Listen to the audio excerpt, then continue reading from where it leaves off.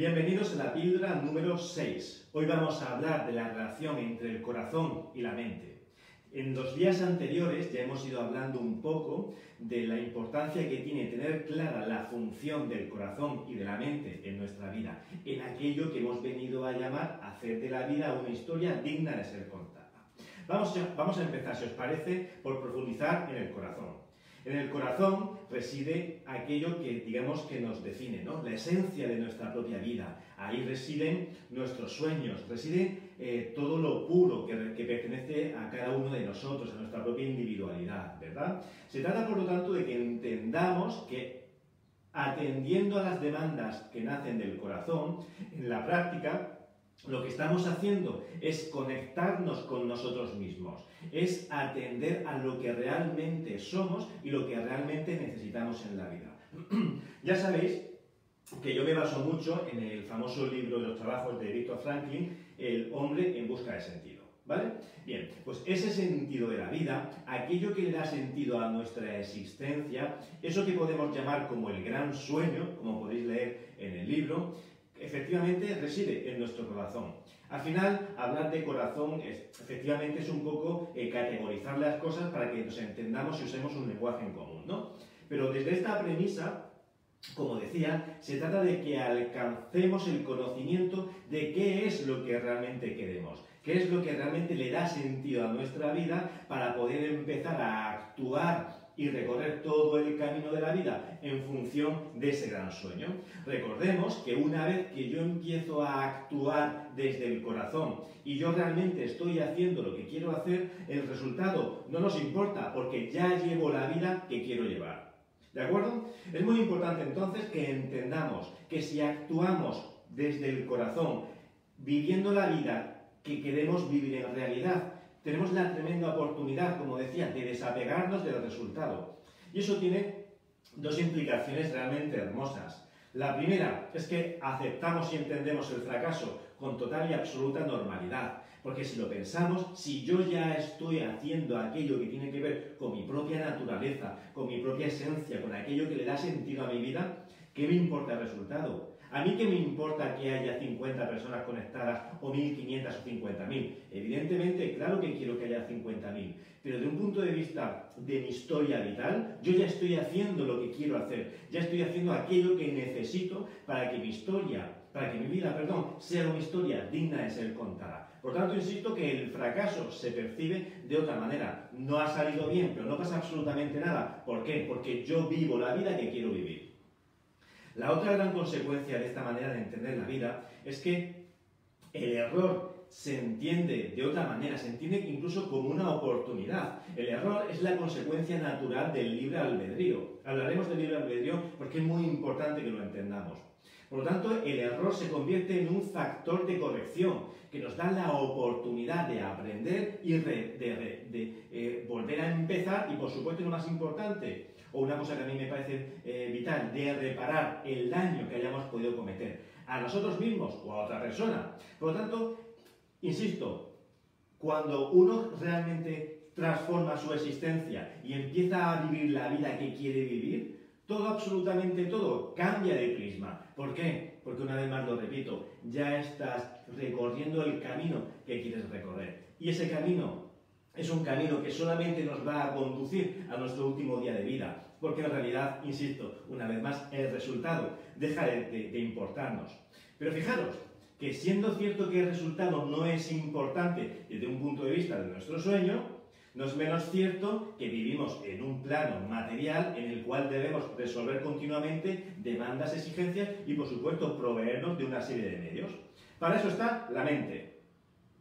La mente es esa gran estructura de procesamiento de información, de categorización, de control, etcétera, que podemos ubicar, si queremos, en el cerebro para que nos entendamos, aunque igual que hablaba de los sueños, no están exactamente en el corazón, la mente tampoco es sinónimo de cerebro, pero bueno, para que nos entendamos. De tal manera que, si ponemos la mente a trabajar, si la entrenamos y si somos capaces de hacer de nuestra capacidad intelectual de una manera consciente, conseguimos enfocar, conseguimos tenerla controlada, etc., estaremos liberando un potencial creativo enorme. Pensad que la mente, como toda estructura orgánica, se basa por un principio de economía de energía, en este caso economía cognitiva. Por lo tanto, es muy importante que entendamos que va a tender siempre al mínimo de esfuerzo posible. Y como veíamos con el tema del miedo, eso va a tener una serie de consecuencias para nuestra vida. Una de ellas es que va a tender a automatizar procesos y, por supuestísimo, va a intentar en todo momento construir aquello que se llama una zona de confort, que no tiene por qué ser ni mucho menos algo negativo, siempre y cuando no sea un impedimento para salir a aventurarnos. Ojo, pensemos que para un emprendedor que se arruina y vuelve a empezar, la zona de confort es arruinarse y volver a empezar. Zona de confort, insisto, no tiene que ser sinónimo nunca jamás en la vida de conformismo. Tiene que ser sinónimo de una zona en la cual el coste energético de mis procesos y de mi día a día sea el mínimo posible porque es, insisto, una vez más, un proceso natural. Por lo tanto, ¿de qué se trata? Se trata de que seamos capaces de tener una mente controlada, porque si no, la mente va a tratar de controlarnos a nosotros. Y si la mente nos controla a nosotros, en lugar de operar desde el sueño, con todo el coste energético, de esfuerzo, etcétera, etcétera, etcétera, y la privación del resultado que tiene, vamos a estar única y exclusivamente centrados en la mente, en el resultado, en la zona de confort, etcétera, etcétera, etcétera. Realmente la mente tiene que estar, como hemos dicho en tantas ocasiones, al servicio del corazón y ambos perfectamente alineados para ser capaces de encontrar los mejores medios para vivir la vida que queremos vivir. Porque es importantísimo que entendamos que si no nos damos todos los medios, posiblemente no tenga la energía ni los recursos para vivir esa vida de sueño que yo realmente quiero vivir. ¿De acuerdo?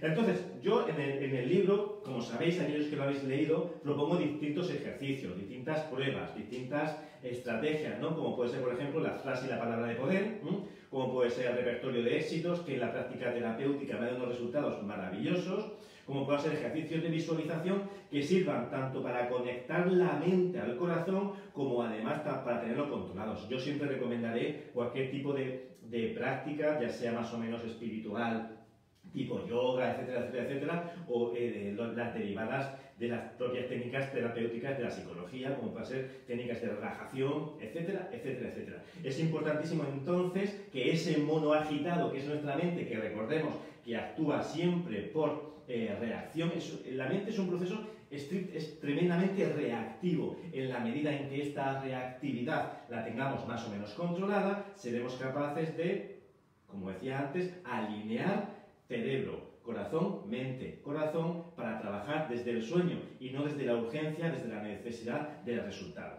¿De acuerdo? Muy bien, pues con esta construcción vemos de qué se trata, por lo tanto. Se trata de actuar desde el corazón. Por eso me vais a escuchar o vais a leer continuamente que escribo eso de hazlo desde el corazón. ¿Qué significa hacerlo desde el corazón? Actuar desde el corazón, vivir desde el corazón. Pues significa ni más ni menos que una vez que detectemos que es aquello que tiene que ver con nuestra propia naturaleza, con nuestra esencia, etc., empecemos a vivir desde ahí. No solamente se trataría de actuar y todo lo que hacemos que sea para recorrer la vida en función de mi sueño. Se trata de que todo lo que emane, todos los principios y todo lo que nos guíe en la vida nazca del corazón. Imaginemos que estamos hablando de compasión.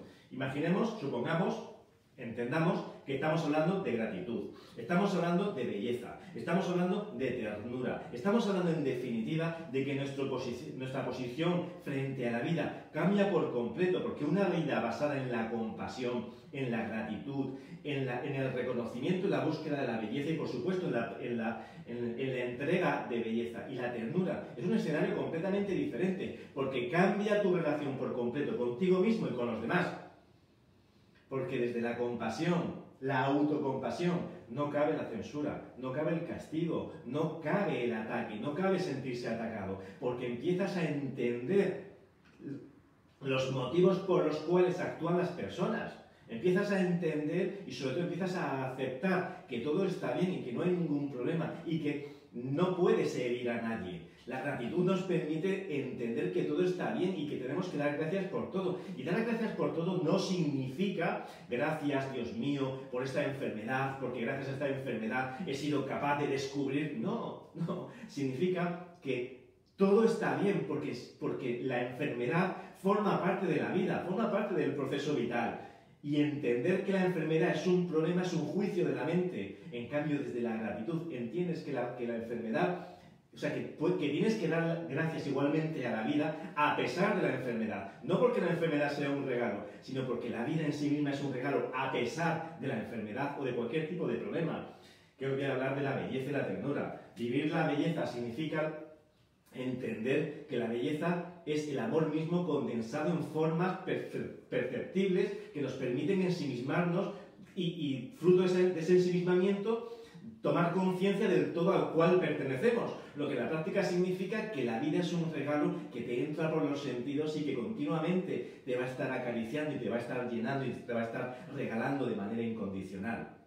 La ternura, pues la ternura al final significa tratar a las personas y tratarnos a nosotros mismos de manera delicada, de manera amorosa, de manera completamente gratuita y de manera completamente centrada en que la experiencia conmigo sea una experiencia grata, porque yo no puedo ser fuente y origen jamás de daño para otras personas, dentro de que, como decíamos antes, el error es una posibilidad, entre otras cosas, porque lo que yo haga que a ti te afecte, pues posiblemente tenga muy poco que ver conmigo y mucho que ver contigo. Pero si tú te enfocas en vivir desde el corazón, actuar desde la compasión y autocompasión, la gratitud y la autogratitud, el amor, la belleza y la ternura, nuestro posicionamiento, como decía en la vida, es completamente diferente y seguramente sea mucho más sencillo hacer de la vida una historia digna de ser contada.